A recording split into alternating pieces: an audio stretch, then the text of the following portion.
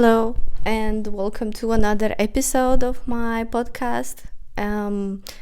Please subscribe, like, and share. I'm gonna repeat it again at the end, but here we learn how to be our authentic self. Sorry, and how to clear emotional loops. Today, I'm gonna talk about how to clear emotional loops. In general, I help people, I guide people on how to manifest, heal yourself in the first place, and how to clear emotional loops. I'm coming with a big background of shadow work, and well, you can read more on my website about my background, but I talk only from my experience. So let's see. I have a paper here, of course. If you're creative, you know how this all happens. You just open your eyes and you just start channeling, and that's why it's on paper. So how to clear emotional loops? Well, that needs a lot of discipline. You have to learn discipline, and when I say discipline, it's about emotional discipline most of all. If you watched movies about superpowers and stuff like that, everything is hiding behind a disciplined, emotionally disciplined person. So, how to learn discipline? First of all, not being a victim. Because first of all, we are all victims of this system. This system victimizes us, so it pressures us to become diamonds.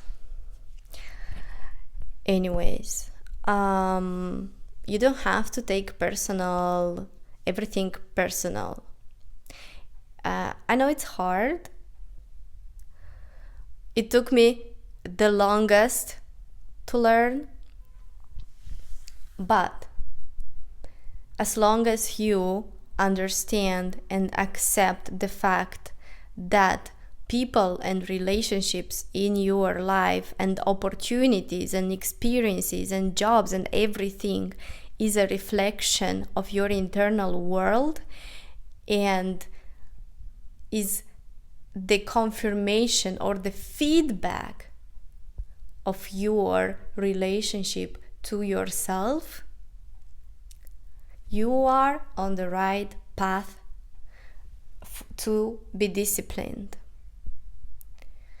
And I am not saying that if you encounter a shitty person, a rat and a traitor and a snake, it means necessarily that you're a snake. It means that you are a snake to yourself. So wonder and ask yourself, and take a paper and a pen and ask yourself, where did I betray myself? It doesn't mean that you have to cry and blame yourself, but to be aware, because awareness is the first step. Okay, so see people as energies that mirror your inside world rather than something personal. And this is not gonna happen in one day or even in 1 year, especially if you've been through complex trauma, you have PTSD, you are a neurodivergent. This is gonna be a long process. And of course, I am here to hold your hand if you book a session with me. So these are the energies. So see people as energies. It doesn't mean that you don't care, you don't have empathy. Of course you have empathy and you care about people around you, but at some point you have to care more about yourself. I don't know if I went a bit off track, but so the first step was to learn discipline, to be a disciple. First you have to accept that you are learning. You have to accept that you don't know everything, you know. Even if you have 2 bachelors like moi, you don't have to think that you know everything, because nobody knows everything. Even people who say they know, even people who say they channel everything. We are all humans in human form. Next step is to connect to your body. Yeah, how do you connect to your body? We have multiple tools, right? We are all different. And you have to choose things that are interesting and exciting for you and make you feel like joyful and stuff like that. So first is to do energy work. You can have Reiki healing. I do Reiki healing. But you can learn yourself to do energy work, you know. But before energy work and witchcraft is gonna have effects, you have to be more in control with your emotions.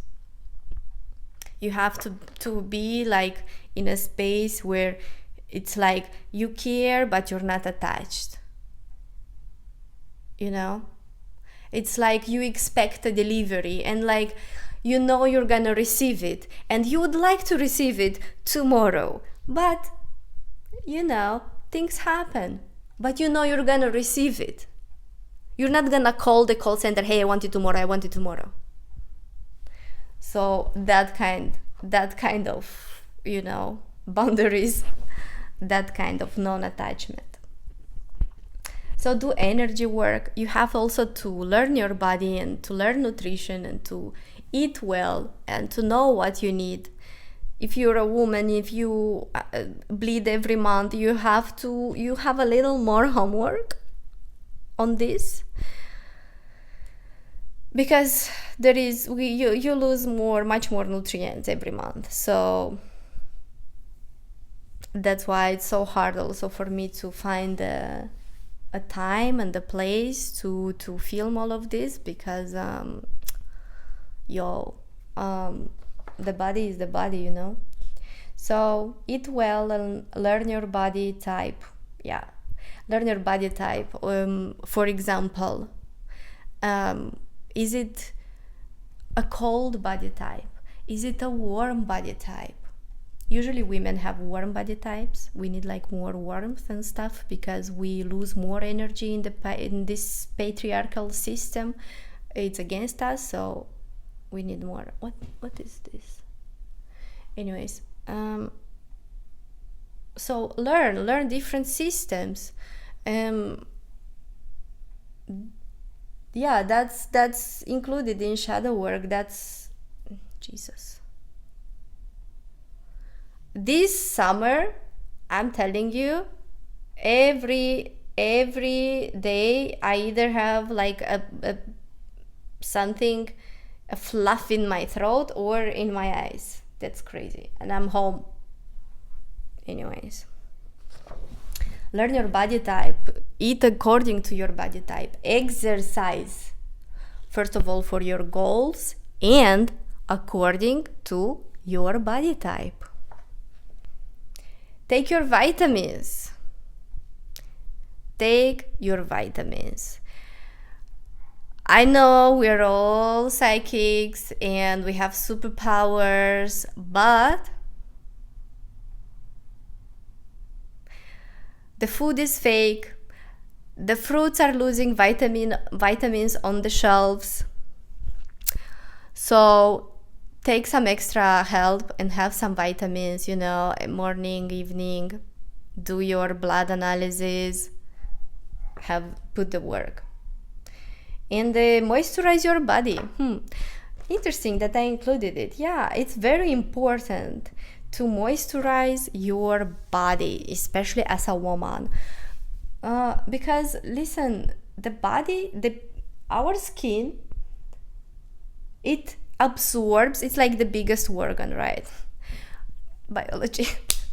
So it absorbs and it loses things. If you moisturize your body, you're locking in. I also studied a lot of skincare and stuff. So it loses water and water. Yeah. And water is very important for your body. Also, not only health-wise, you'll feel better about yourself. When you touch your skin, and it's so smooth and soft, and just moisturize your body, your face, your hands, your feet.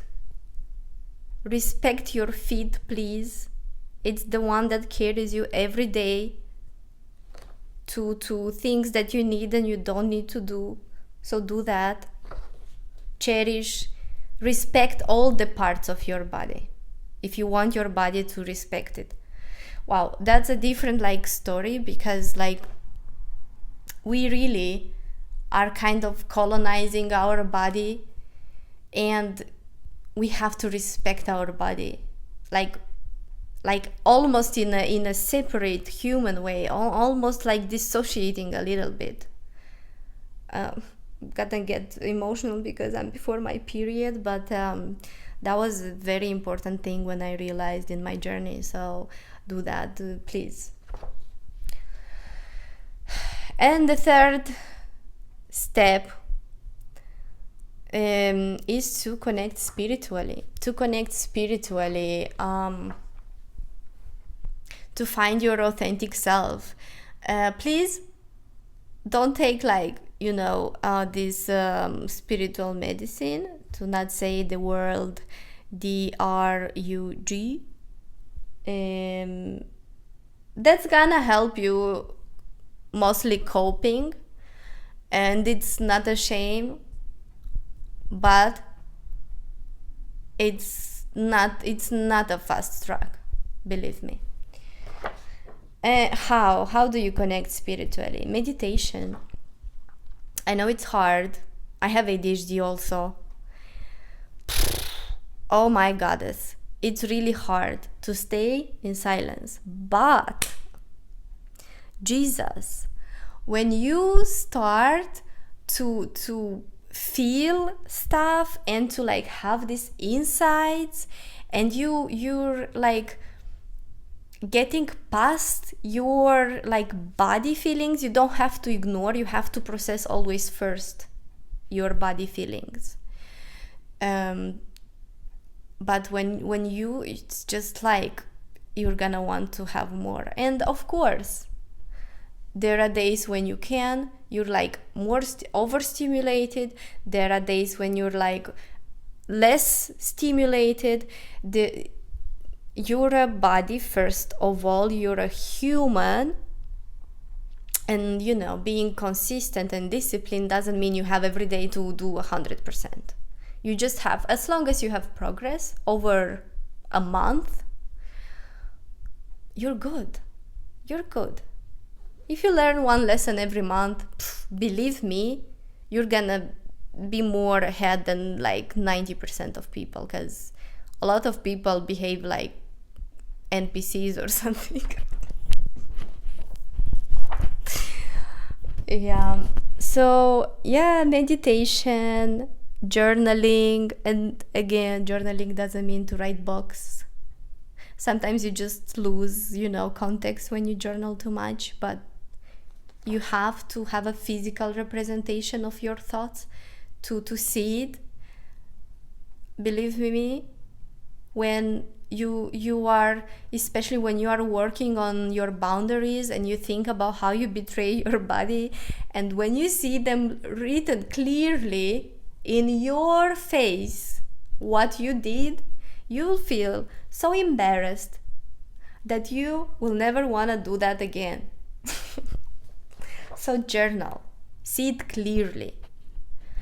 It's painful sometimes, depends on the subject and the cycle and the pattern that you're working. I'm not trying to make fun, I'm just trying to see the fun in it. Eating or drinking by yourself with no stimulation. It's also very hard. But like, if you're like a bit childish and you like to role play and like play this like main character, trend that it's now, like imagine you're like imagine you're your grandma.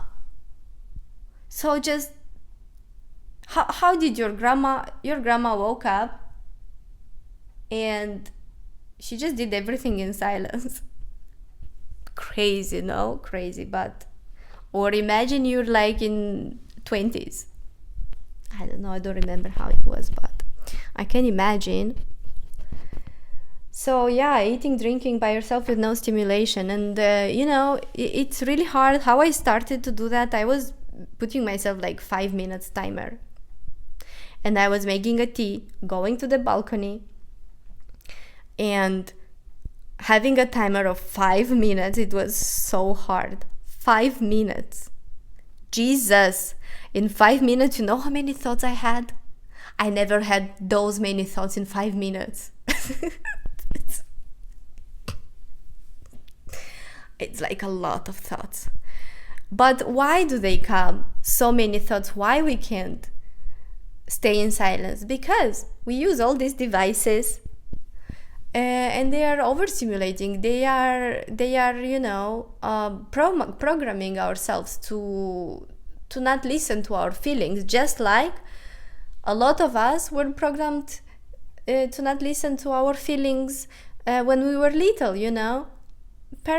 Our parents did the best they could, but most of them taught us that our feelings don't really have authority, or they're not meaningful or in some way, especially if you're like from Eastern Europe.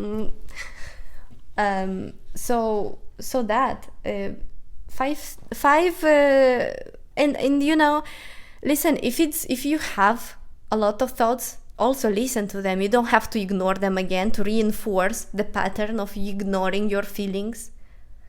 You have to stay with them. So listen to those thoughts. It's gonna feel like you have like a lot of like bees in your head for the first period that you do it. It depends how fast you evolve and stuff, but you'll see the evolution. You will see results, a lot of results. And count people, look at people, judge them, in a nice way. Tell to yourself, that person is blonde, that person is having pink pants, there is one duck. Like, just be engaged with the matrix in a way. Count trees. I have like 11 trees on each side of the road. This is also like an anxiety tool that I started to use it, but it really helps you to be in the moment, because a lot of our anxiety is hidden. I had this type of anxiety, like really physical, but a lot of us experience stress and anxiety, and it's just very silent. And the fact that our thoughts are rushing is also a type of anxiety. Don't deny that. How else you can connect spiritually? Learning, guess what? history and politics. Why? Because learning history and politics and social causes is gonna open for you like a new door of reality. You're gonna learn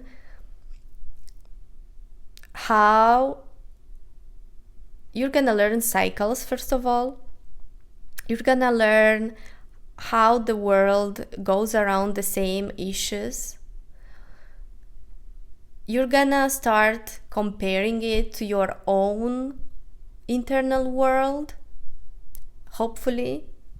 And you're gonna really start to learn also about yourself by learning about politics. Like, for example, you learn, let's not go too deep into this. I am very political. But political in a way that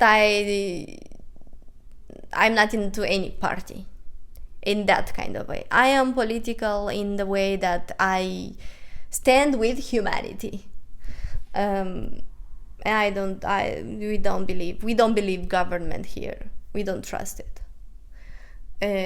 So learning history and politics and social causes is also gonna help you connect spiritually to yourself. You're gonna start questioning a lot of stuff about the world, about the reality, and about yourself. Trust me.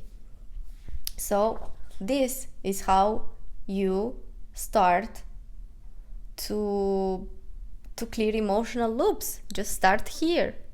Start practical. Be a disciple. Learn your emotions. Discipline your emotions. Mature yourself. Connect to your body. And connect spiritually. People start connecting spiritually first, and it's not how it works. First of all, we're all kind of connected spiritually. We're all like spiritual beings and that stuff. But it's not. You're first human. That's why Jesus said, I am 100% human and 100% goddess.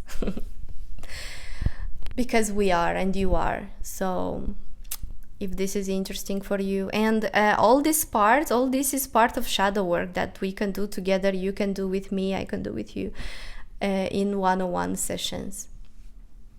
So you can book me on my website, you can read more about me, you can send me questions, ask me stuff, let's be friends. So yeah, if this is interesting for you, if it was interesting, let me know. I would really appreciate, And thank you for those who are watching and giving me likes and are subscribed. And I hope you share this with people that you like also and you care about. If you want to grow together, you have to, be disciplined together. Otherwise, loneliness. And yeah, some of us have the path of being lonely. But not everybody. And shadow work, why I do shadow work is because we encounter a lot of hurting and pain, and me as an observer of patterns and through my own experience, I look young, but I am 31 years old, and I've been my most of life alone, independent and single.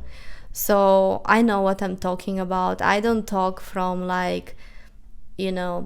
imagination. I talk from practical stuff, and my practice is practical. In shadow work, we use the subconscious, and also we use the practical things. And we cherish the body, the mind, and the soul. Anyways. So, thank you for your attention and see you next time.